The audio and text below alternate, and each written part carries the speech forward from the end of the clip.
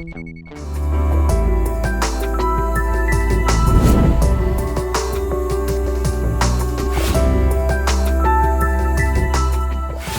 Құрманиязова Аружан, Арал ауданы Қарақым елді мекенінде тұрамын.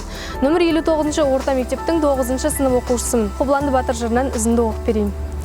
Атына көңілі біткесін, батыр Қобылан сөйледі.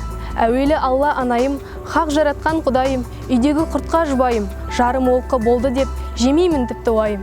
Құртқажан тұлпар деп еді, айтқан сөзін сынайын. Жайын қалай буырылат, қолтығыңда қос қанат, үстіңде мен аманат, үкілі құйрық майда жал, сөзіме менің құлақ сал, алтын күміс қият жал, лебізің сенің саралтын, үстіңдегі түгіңнің жары күміс жаралтын. Жан серігім буырылат, терлемессің күн салқын.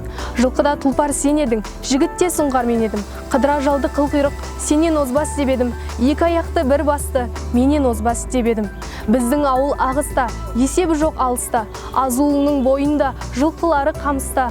Қатын Қобылан қалды деп, кешегі кеткен қиятқа, қоямысың намысқа. Жан серігім буырылат, барыңды бүгін қаршыда.